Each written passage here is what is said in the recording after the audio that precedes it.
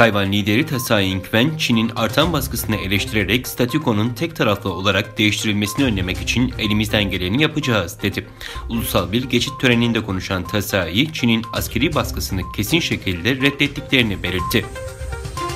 Görev süresi dolacak olan Almanya Başbakanı Angela Merkel veda ziyareti kapsamında İsrail'e geldi. Ziyaret kapsamında Merkel, İsrail Cumhurbaşkanı, Başbakan ve Dışişleri Bakanı ile görüşecek. İtalya'da koronavirüs salgını ile mücadele kapsamında bir süredir yürürlükte olan aşı veya test yaptırmayı belgelendiren yeşil geçiş sertifikası protesto edildi.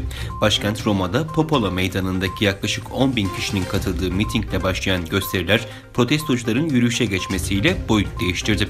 Yürüyüş sırasında bir grup gösterici İtalya Genel İş Konfederasyonu'nun genel merkezine saldırarak zarar verirken kalabalık bir grupta Başbakanlık Sarayı'nın önüne kadar yürüdü.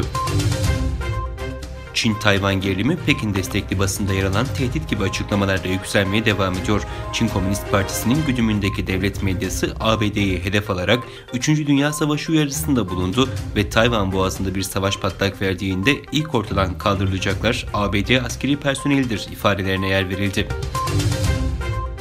Ailelerinin Çin tarafından işkenceler gördüğünü anlatan Doğu Türkistanlı mağdurlar farkındalık oluşturmak için çıktıkları Anadolu turunda Eskişehir'e geldi. Doğu Türkistanlılara Eskişehir Kardeşlik Platformu, İnsan Hak ve Hürriyetleri İnsani Yardım Vakfı, Eğitim Birsen ve diğer sivil toplum kuruluşları da destek verdi. Irak'ta erken genel seçim için kurulan sandıklar kapanarak oy verme işlemi dün saat 18'de sona erdi. Seçim sonuçlarının 24 saat içinde açıklanması bekleniyor. Rusya'ya bağlı Tataristan Cumhuriyeti'ne çift motorlu turbolet tipi küçük yolcu uçağının düşmesi sonucu uçakta bulunan 23 kişiden 16'sının hayatını kaybettiği bildirildi. Rus medyasına yer alan haberlere göre uçak paraşütçüleri taşıyordu.